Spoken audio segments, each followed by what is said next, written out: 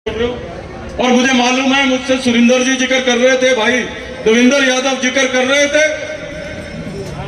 कि इस बवाना में हमने ऑलरेडी इस बात को उठा दिया था। हमें पता लगा बवाना के आसपास जो फैक्ट्रियां हैं, पार्किंग बवाना में बनाएंगे कि नहीं बनाएंगे, लेकिन पार्किंग टैक्स वसूलने का काम जो है जरूर ये सरकार करेगी।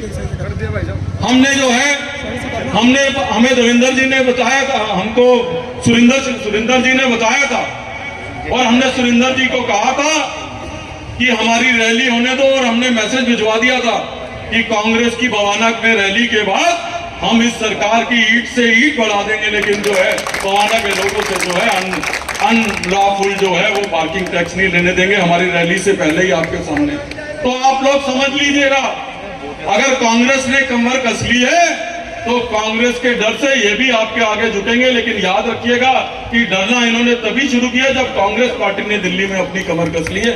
ये निवेदन करने के लिए बवाना के लोगों के बीच में जो है मैं आज आया हूँ। भाई सुरिंदर जी जिक्र कर रहे थे कि बवाना के लोगों का पानी की समस्या है। कांग्रेस केवल भाषण देने के लिए आप लोगों के बीच में नहीं आई है। हम केवल नारे लगाने वाली पार्टी नहीं है। हमने जब हम सरकार में थे तो तब भी हमने कंक्रीट काम किया था, और आज भी हम अगर ओपोजिशन का भी रोल कर रहे हैं। अभी मेरे पूर्वांचल के लोग मुझसे मिले थे, वो पूर्वांचल के लोग मिले थे कि छठ पूजा के लिए घाट का प्रावधान नहीं है, छठ पूजा वाले दिन ड्राई डे घोषित नहीं किया इन्होंने, छठ पूजा को ये त्योहार नहीं मानते। तो हम अपने पूर्वांचल के लोगों के लिए भी एलजी से मिलने गए थे और उनकी मांग बना के हम एलजी के साथ लेके आए। आज भाई सुरिंदर जी ने बवाना के पानी का जिक्र किया है। मैं आज आपसे कह के जा रहा हूं कि कल हम एलजी से टाइम मांगेंगे, और जब भी टाइम मिलेगा बवाना के लोगों के पानी की समस्या की बात को भी उसी तरीके से हम पुरजोर तरीके से उठाएंगे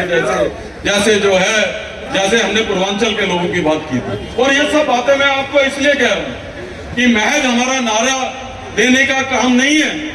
आपसे एक आह्वान करके जाना चाहता हूं, अपने ब्लॉक कांग्रेस कमेटी के प्रेसिडेंटों से आह्वान करके लेके आता हूं। मैं हमारे बाकी जिलाध्यक्ष भी आए हुए हैं, भाई जुबेर यहाँ बैठे हैं, दिनेश जी बैठे हैं, राजू जी बैठे हैं, हमारे साथ जो है उस्मान भाई, हमारे जो है धर्मपाल जी यहाँ पे बैठे हैं, हमारे और अन्य साथी हमारे यहाँ पे बैठे हैं, जिंदल जी बैठे हैं, उनका धन्यवाद करना चाहता हूँ। और हमारे आदेश जी बैठे हुए हैं यहाँ पे, विजय लोचर जी बैठे हुए हैं, बहुत सारे हमारे साथी यहाँ पे बैठे हैं, तंवर साहब बैठे हुए छतरपुर से।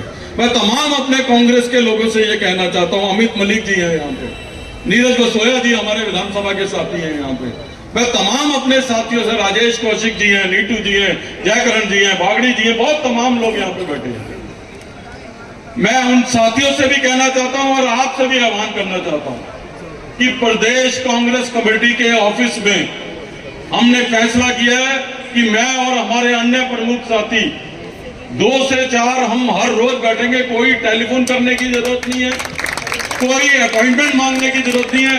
बवाना के लोगों से कहना चाहता हूं और अपने इन साथियों के माध्यम से पूरी दिल्ली के लोगों को कहना चाहता हूं, चाहे इस दिल्ली की सरकार की कोताही हो, चाहे केंद्र सरकार की कोताही हो, आप बिना फोन के प्रदेश कांग्रेस कमेटी के दफ्तर में आइए। हम आपकी लड़ाई ऐसे लड़ेंगे जैसे कोई परिवार का सदस्य लड़ाई लड़ता है। ये कहने के लिए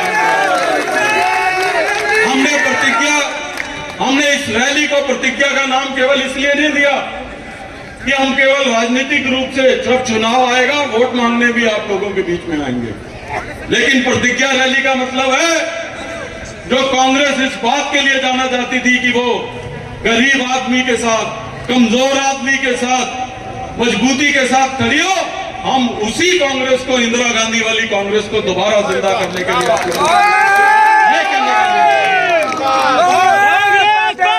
आज अगर हम ये बात कर रहे हैं कि जवाब दो, हिसाब दो, हम आपको चेताने आए हैं, क्योंकि कहते हैं कि कमजोर आदमी कभी मजबूत लड़ाई नहीं लड़ सकता। और अब वक्त आ गया है कि दिल्ली की जनता भी मजबूती के साथ अपने हकों की लड़ाई लड़े। जिन लोगों को आपने चुन के भेजा था उन लोगों से जवाब और हिसाब मांगने का टाइम आ गया, चाहे वो लोकसभा के अंदर हो, चाहे वो विधानसभा के अंदर हो, चाहे वो नगर निगम के अंदर हो। हमारा एक निगम पार्षद है इस इलाके से बूंदी, और मैं दावे के साथ कह सकता हूं कि हमारा निगम पार्षद बाकी सब निगम पार्षदों से भारी है। ये हमारे और उनके काम के अंदर जो है फर्क है। तो मैं आपसे ये कह रहा था कि हिसाब मांगने का और जवाब मांगने का हिसाब आ गया, समय आ गया। और ये भारतीय जनता पार्टी दिल्ली के लोगों को बेवकूफ समझती है, कम अकल का समझती है, लेकिन हम इनको बताना चाहते हैं कि और ज्यादा तुम्हारा तमाशा चलने वाला नहीं है।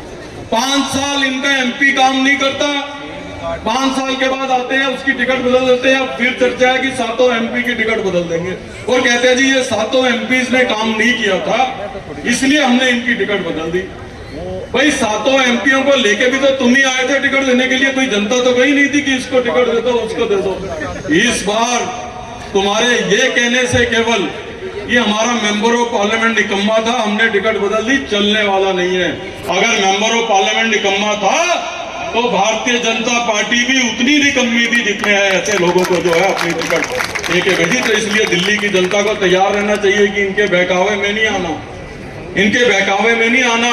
और हम चैलेंज करना चाहते हैं भारतीय जनता पार्टी को और भारतीय जनता पार्टी की केंद्रीय सरकार को, भारतीय जनता पार्टी के प्रधानमंत्री को, कि अगर आप वाकई समझते हैं कि आपने देश और दिल्ली की सेवा की है तो अगर हिम्मत है तो 7 एमपीज को दोबारा टिकट दे के भेजिए।